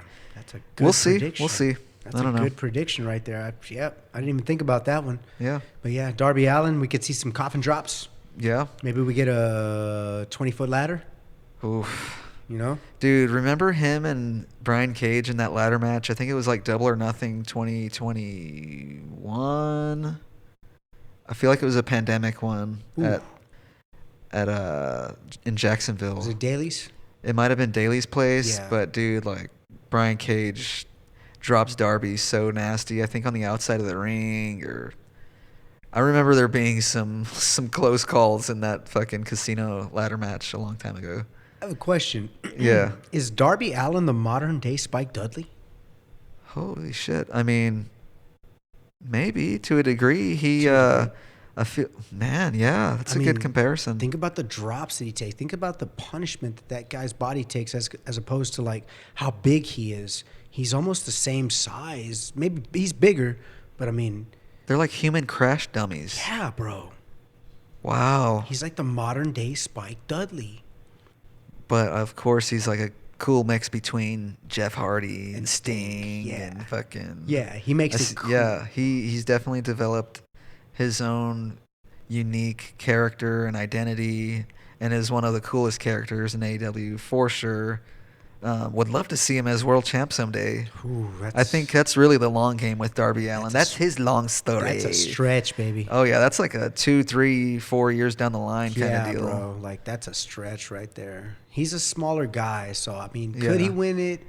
Yeah, but do I see him winning it anytime soon? Not anytime soon. Probably I see not. Okada being champion before him. Definitely. And fucking Ospreay. Oof. I see Willie. Spoiler alert. Willie, What do you I mean, think? We'll get into that one later. Man, But so getting back to this match, who's winning? Who do you got? I've got one more for you. Oh, you got who? And this is please lay it down. This is something for you because I know you're a fan. I don't know if Danhausen is currently signed to AEW, but what if it was Danhausen that came down that ring and was the sixth man? Please, Tony Khan. That would be fucking a Christmas miracle. A half Christmas miracle. Need some Danhausen? Dude, Danhausen, we miss you so much in AEW. Man, it's by all accounts, it sounds like he's just, running out the clock. Yeah, pretty much. And just really, man, it'd be so cool to see him Sunday night in that match, but shit, I doubt it. And I would love to see him win it on top of that and become the new TNT champion. God. Danhausen. Please, dude, that would be so cool. Danhausen, can you imagine the cool little promo segs that we would get? The cool little fucking clips and stuff, the backstage segs. It is I, the king of TNT, yes. Yeah, bro, he's the king. He's got the gold now. He's got all the monies. He's making all the monies. The big TNT monies. Ah, yes. That would be amazing, but I think it's a Man. stretch. Most of my predictions are a stretch. I think realistically, a guy like Sammy could come down.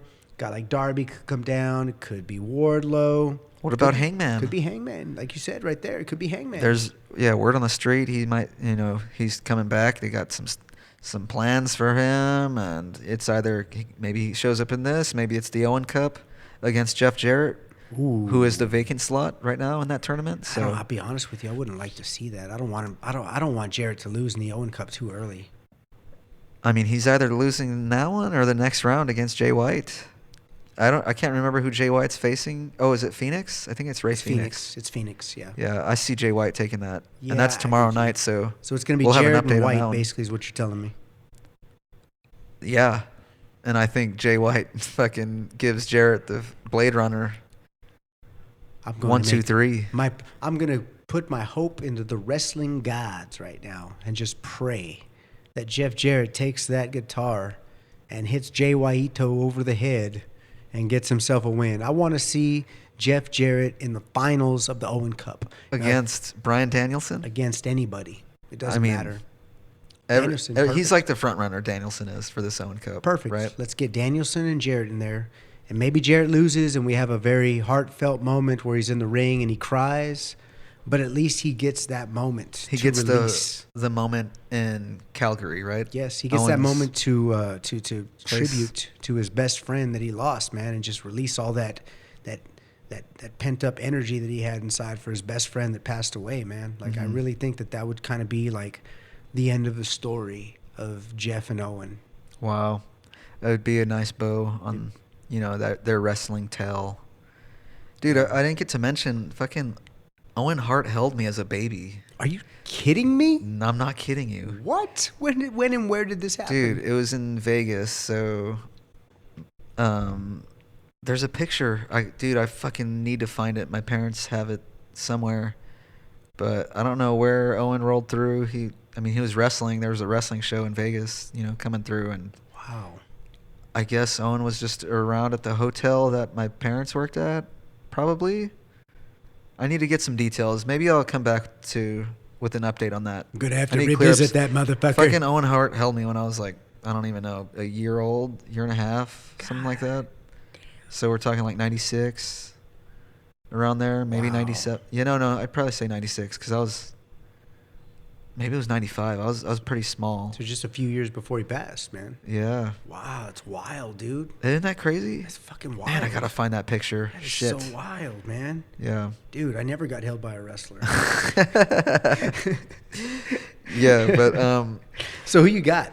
I think, oh man, I really want Takeshita to win. Takeshita, but my brain goes to Jack Perry, so I am gonna stick with Jack Perry as my final answer. Wow, it does not look like we have differing opinions. No way! Oh god dang it! I am 100% taking Jack Perry because I want the Elite to be covered in gold, baby.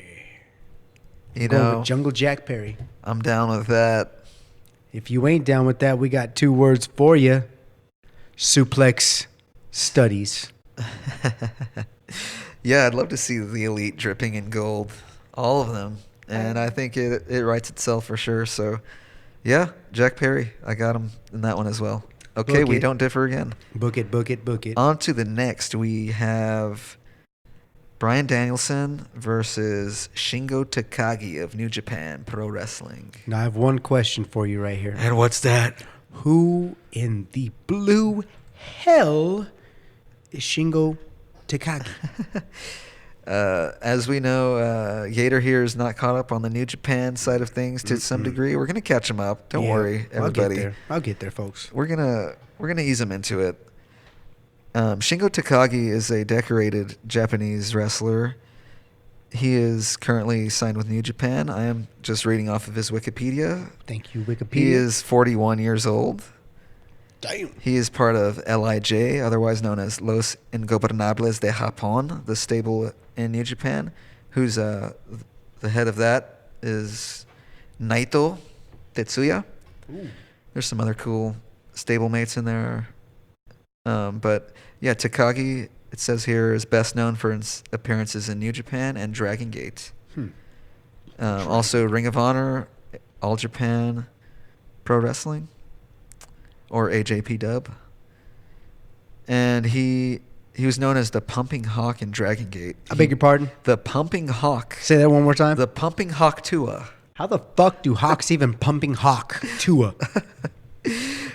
That was his moniker in Dragon Gate, I guess, in his debut in 2004 all the way up until 2018, which is when he transitioned to New Japan. And it says here he was the promotion's top heel for many years. Interesting. And he became the Open the Dream Gate Championship, which is the top title in Dragon Gate. Interesting. I don't know shit about Dragon Gate. I know Pac wrestled there, and I think Kenny Omega maybe. Yeah, I believe both of them did. You're right Right. there. Yeah, I know about Dragon Ball Z, but not Dragon Gate. Unfortunately for us. Unless I could be crossing wires here, maybe Kenny Omega is only in DDT, which Kenny is Omega. a different Japanese promotion, I believe. Aha. I could be wrong on that one. Huh. But yeah, Takagi, he is a never open weight 6-man tag team championship winner. Never open weight. That's for the Gaijins. No, it's not. That's just like an open weight class. Oh, So anyone I can. thought anything that was never was Gaijin. No. Oh, Yeah, okay. no. There's several Japanese wrestlers that hold the open weight titles, which they have a Interesting. trios open weight and then the singles open weight title, Aha. which he's held both of. So Takagi's a badass, basically. Takagi's a fucking badass. He's a badass. The he's short of it. He's a 41-year-old pumping hawk badass. Yeah, he has so many great matches. In fact, we might have to do it at some point. He has some bangers with Ospreay Okay, I'm in down New for Japan. that. So, Yeah. dude, we should check those out. Ospreay Takagi? He is so Takagi is a former IWGP World Heavyweight Oh, there it is. champion. Okay. So he did get the top title in New Japan. I don't know if it was once or twice, but it's definitely once. Well, the prestige is there. He's won it. Yep. He's a very decorated wrestler. Okay. And I know who Bryan Danielson is now. Yeah. Gosh. Dude, they're going to have a fucking banger of a match. You think? It'll be a barn burner, without a doubt. Yeah. Kind of minimal story on this one, but it's just it's a dream match of sorts. So I'm sure the video packages should be pretty good this upcoming week. And, for the preview for the pay-per-view. Preview for the pape. Indeed. Yeah. Wow. So Takagi's a badass. Yes. Danielson's a former WWF champion. We're going to get a lot of strong style in this It's gonna match. be a so lot of like strong style. so It's gonna many be a forum wrestling smashes clinic and right stuff. here as well. Oh yeah. Who you got? Ooh, man. Fuck. I'm going to go with... You know what? I'm going to go with Takagi. How dare you, sir? How dare you? Are you going I'm Takagi? going with Takagi. Oh, man. That was a tough call for me, but I think, you know what? I might be switching gears again. I'm going Danielson. You going Danielson? Yeah. I'm going with Hawk Tua. All right. Yeah. The Pump Hawk, that is. Was it Pump Hawk? It's the Pumping Hawk Tua. Oh, the Pumping Hawk. Pumping Hawk Tua and spit on that thing. Oh my God. God, I can't believe that's in my head now, bro. But yeah, I think you're right. It's going to be a lot of strong style. It's going to be a wrestling clinic. These two are going to put on a great show right here.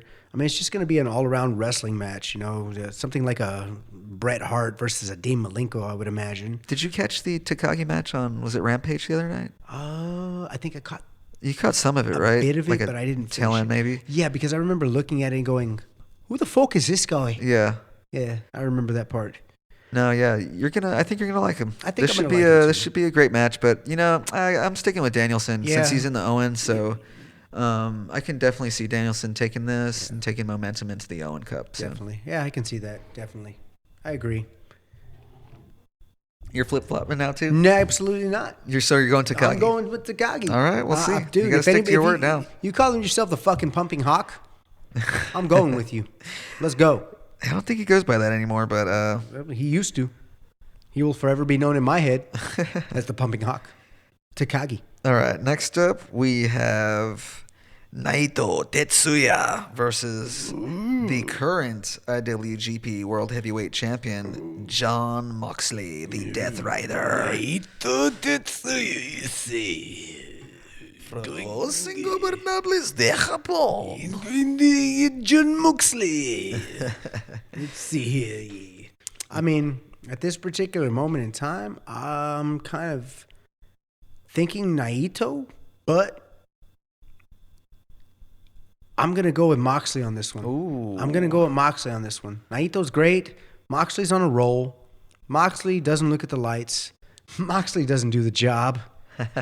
He's John Moxley, man. He comes out the fucking wild thing. Will he bleed? He's always bleeding. Bro, he's bleeding right now. Tell me, do you bleed, Moxley? Do you? You will. I am going to counter and say Naito is taking back his IWGP World Heavyweight Championship in this match. Ooh. I'm saying another big dub for New Japan. New Japan. Okay. I'm going with the Moxley. We'll see what happens right here in this one. Did you see the first match when Moxley won the title? It was a few months ago now. Death Rider, right?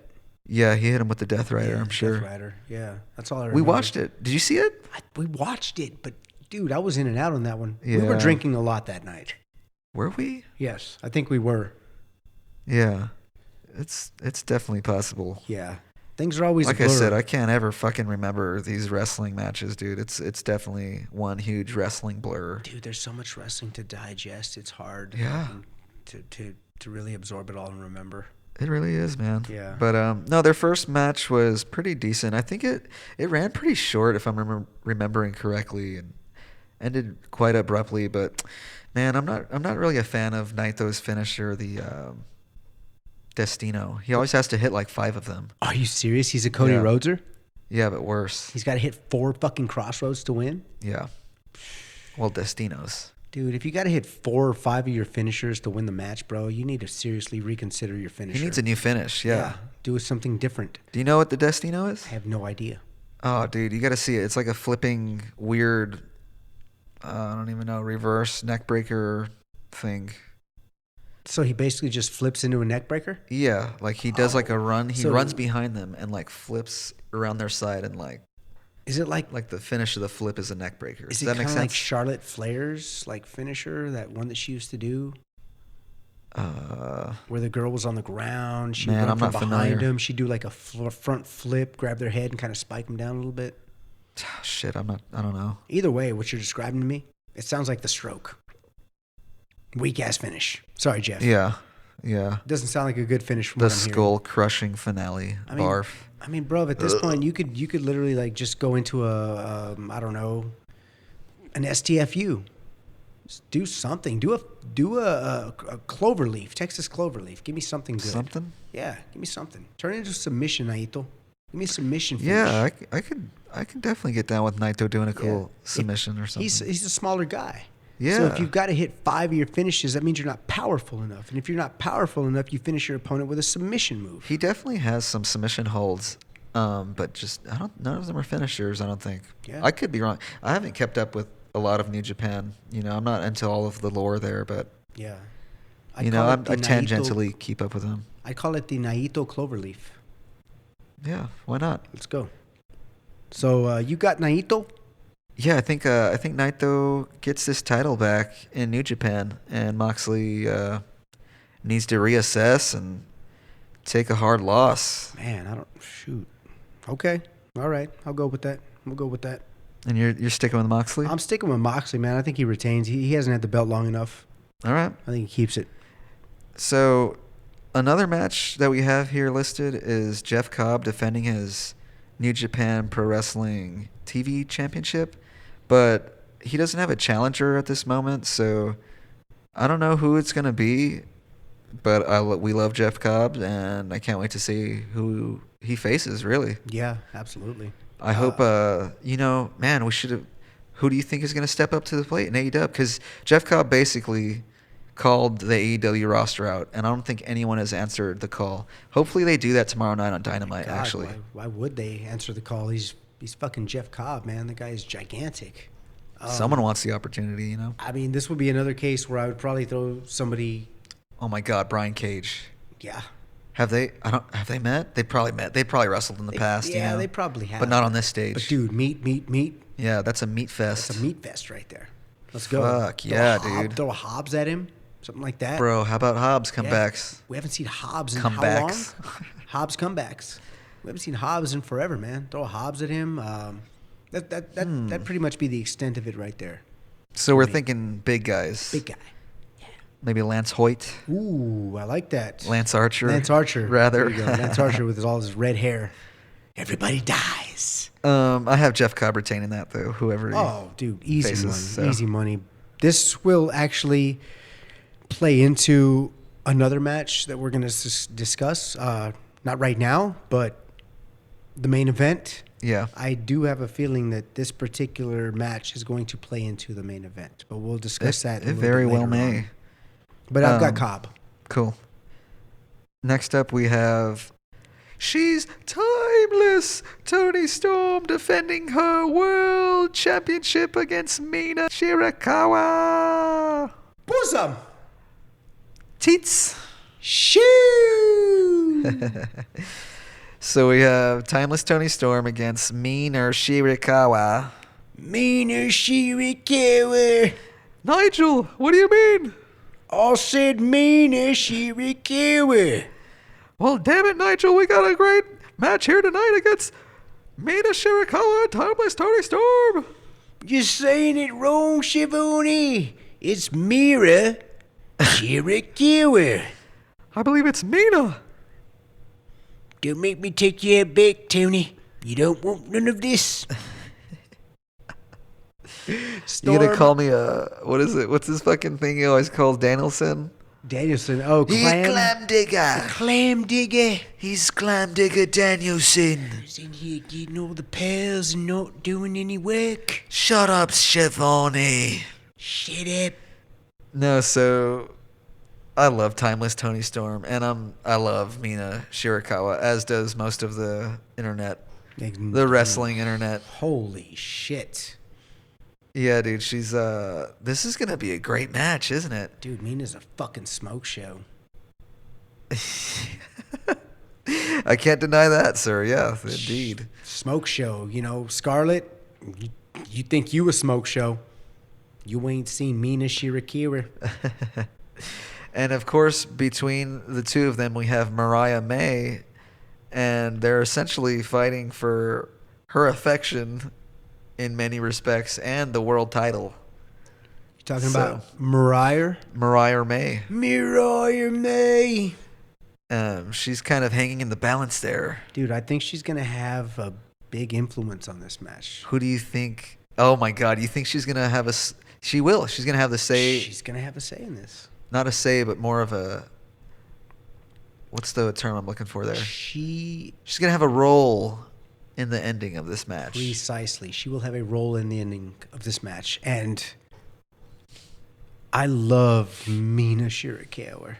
I would love for her to be our champion. Wow. But if I'm being honest, it's probably going to be Toni Storm retaining And I think that Mariah May is probably going to get in Shirakawa's way of a finish. My prediction. She's going to get in the way, allowing Toni Storm to get the momentum back, get a pin, get a finish, get a pin. She's going to retain it. And Mariah May belongs to timeless Toni Storm. And the reason that we are doing this finish, mate, is because we are still pulling towards this angle, I feel, where they're doing kind of a Mickie James and Trish Stratus thing. And eventually, I think it's going to be Mariah May that takes that title from Toni Storm. Damn. I'm with you all up until that part. I think timeless Toni Storm does retain the title here this Sunday against Mina Shirakawa. But, I don't know if... No, you know what, man? I'd really like to see... Yeah, no, it really writes itself there. Mariah May beats timeless Toni Storm at All In, maybe. Helps her keep the belt, only to take it from her. Yeah. You know? What's the next pape? What's next month? I couldn't tell you, bro. I'm not that keen. Man, no, I don't know if there is a July pape in AEW. I don't know. Dude, we do a pape every month. There's got to be one. Because All In's already going to happen in late August, I think. All In? Yeah. I'm not sure about that one. I'm not too sure either. But yeah, I have timeless Toni Storm winning this one as well. I'm sure it's going to be a great match. I can't wait to see their chemistry and the way they tell this story between those ropes at Forbidden Door. Between those rope, baby. That's right. Ooh, when we get in the squared circle, anything goes. So moving on from the World Championship match, the Women's World Championship, that is. Women's. Although, yeah, I mean, it is the world title either way. Next up, we have Stephanie Vaquer versus Mercedes Moné. Vaquer? Yeah, I know, right? Excalibur and Shivani have been saying, Stephanie Vaquer. And then Excalibur's been saying, Stephanie Vaquer. It's Vaquer. I don't know if it's Vaquer, right? I mean, it's got to be, right? It's spelled Vaquer. Right. Vaquer. They're just fucking not accustomed to the wiggly tongue, if you will. It's a Hispanics, the roll of Mexican the R, name. rather. Yeah. Got to get that in there, Shivani. How dare you? Got to work on your Spanish, Schiavone. Come on. Get it together. Fucking Excalibur has a lucha mask on. How the fuck does he not roll his R's? For God's sakes, man. Come on, dude. If you're going to fucking play a Mexican, at least talk like one. So this match here is title for title. Mercedes Moné is defending the TBS title, and Vaquer is defending the New Japan Strong title. Strong? Yeah. Which was, as everyone knows, Mercedes Moné was, very much looking forward to holding that title herself, being the first one, but it was, snatched from her. Oof. And she lost. She lost last year to Willow Nightingale for that very title, and it's probably giving her nightmares to this day. She lost. She lost. She cried. What did she do, Cody Rhodes? After the most important night of her life, what did she do? She cried, Cody Rhodes.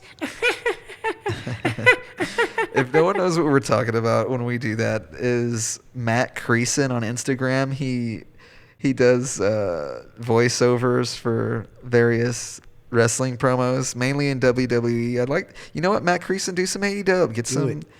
Get Swerve and Ospreay's recent promo battle or something. Yeah. I don't know, but no, he'll do like Mickey Mouse voice and Elmo. That was Elmo I think it was The Rock as Elmo. Yes. Talking about Cody Rhodes crying. Right. After he bitch slapped him. We get some Goofy sometimes. Yeah, there's Mickey Goofy, Mouse. Mickey Mouse, Elmo, and there's a couple others. Jack Sparrow. But yeah, shout out to Matt Creason. Yeah, brother. We appreciate it. We're always quoting you.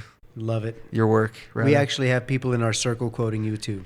Yeah, without even knowing what the fuck we're talking about. Yes.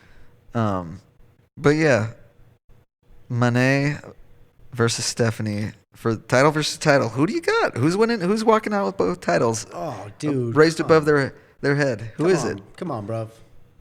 This is... a grand slam, a slam dunk, a touchdown, whatever you want to call it. A hook. Whatever you want to call it. A hook. I've got Mercedes Moné beating Stephanie Vaquer and taking both titles back to her crib. Oh, yuck. Thank you for that, Goofy. That was out of the blue, but yeah, I'm right there with you. Mercedes Moné for the win. Mercedes 2 belts. And I think she's going to rock those titles big time. I can't wait to see more of Stephanie Vaquer, though. I've only seen her in a little bit of New Japan. And then I think I don't know if she's already had a match in AEW. I could be wrong. Her partner wrestled somebody recently. It might have been Mercedes, actually. I've seen one of her matches, and one thing I will say about her, smoke show.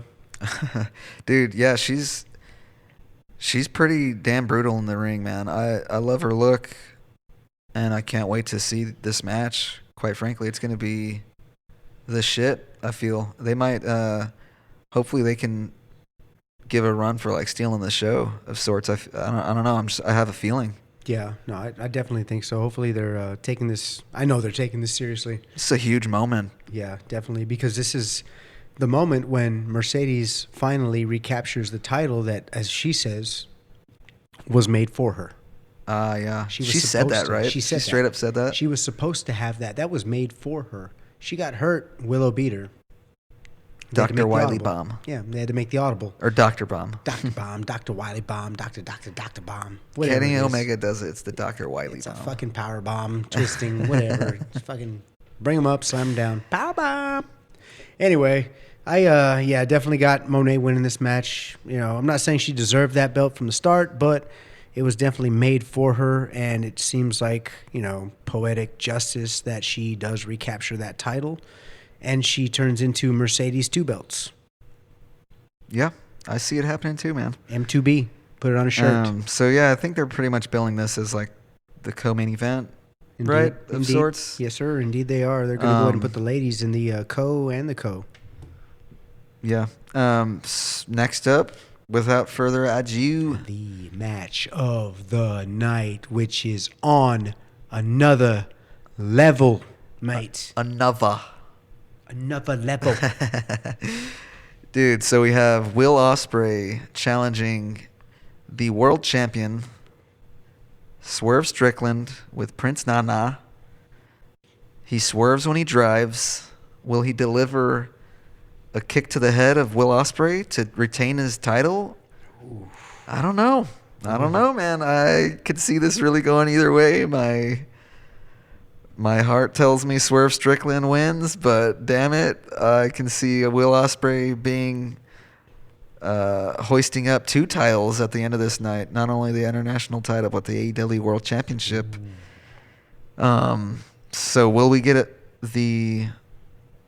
will we have 2 people hoisting up 2 titles at the end of this night? That's I don't know. Exactly what I was thinking. That's that'd be quite the cool visual, but what do you think, dude? Please indulge me. The odds are not in favor of 2 people walking out with 2 belts in the same night. Right.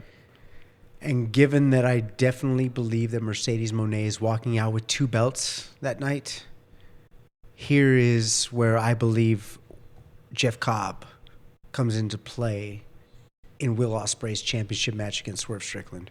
So, United Empire reunion? United Empire reunion indeed. However, it is only after they cost Will Ospreay the title. I think Swerve wins because of who costs? The Callis family. Okay, the Callis family is costing it. Okay. I believe that Kyle Fletcher, Jeff Cobb, and Will Ospreay will reunite in the ring to fend off the Callis family, but only after they have cost Will Ospreay the AEW World title. Damn.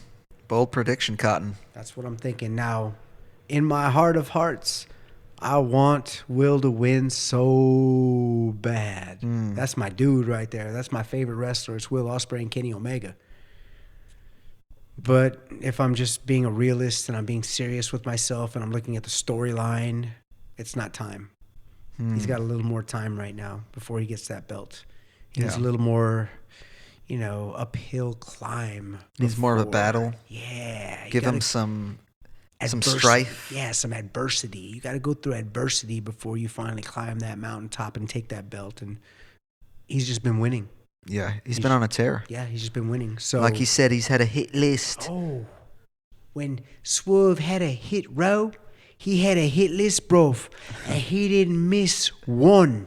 Dude, killer line, man. God, dude, Ospreay is one of the best promos right now. He really is, man. He's amazing. So dude. good.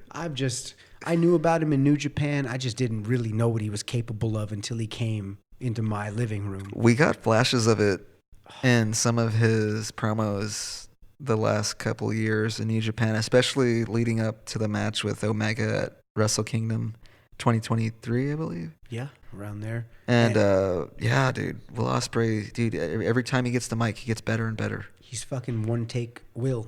Yeah. One take Will. And he doesn't even have to cuss anymore. He used to cuss all the time. Doesn't need it. He doesn't need to. He figured it out just like that.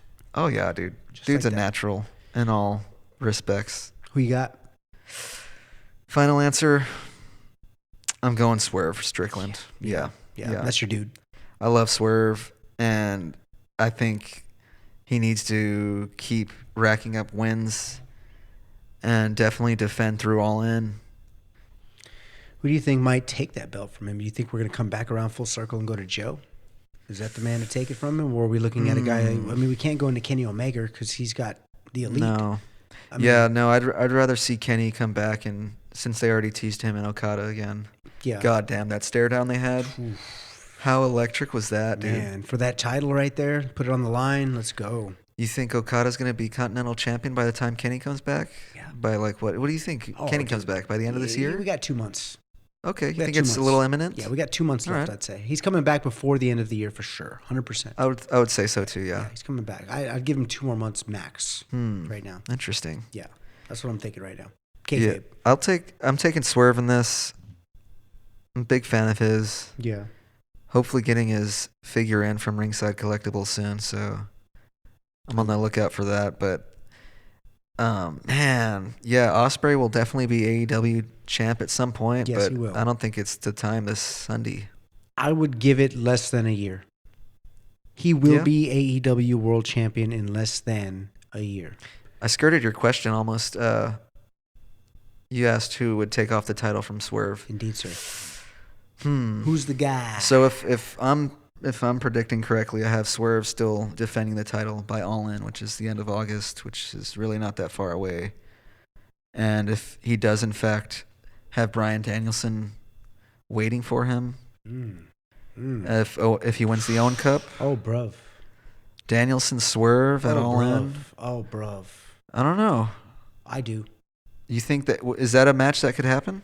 It is a Because I match. mean, at this, I feel like whoever's winning this world title match has got to be defending it All In at this Yes, point. against So, the Owen Cup winner. yeah, exactly. And if that is indeed Danielson, and this is indeed the last hurrah Right. for this gentleman, doesn't it only seem right that he's going to walk out on his shield with that title over his fucking Holy shoulder? shit, he's the Title oh my over god. his shoulder. He's the guy. He And is then he the can guy. and then he can defend through the rest of the year and finish up the year Finish it because it's here. his last year in wrestling, right? Finish champ. Finish as champ, but you Sting- gotta lose it to someone on the way out. No. Sting walked away tag team champions. There is a precedence that's been set.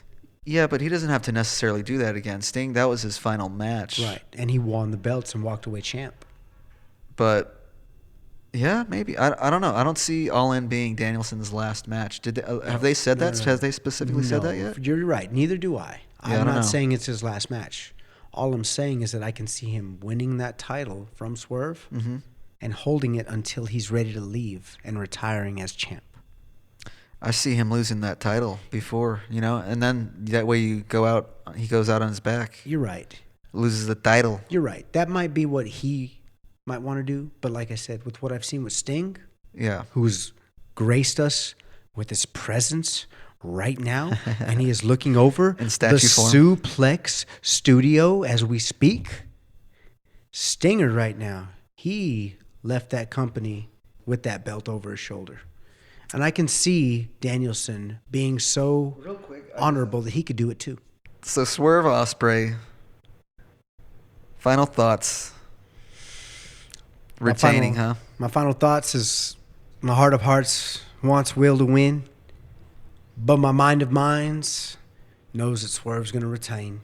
Garments. Top rope. Catch a vibe. Do the Swerve dance. Yeah, hell yeah. All right. Forbidden Door, we are excited. We assume you are out there. Thanks for joining us this week. Long Island, New York. Y'all have a good fucking time, man. That's going to be a hell of a show. Yeah, by the time this is out, it'll already have happened, but we hope you enjoy the show. And we'll see you on episode 3 with the recap of Forbidden Door and our next match, which is going to be Okada versus Omega 1 from Wrestle Kingdom 11 from 2017. Yeah, 11. Indeed it is. Be reviewing that one next episode. We will catch you later. And keep listening.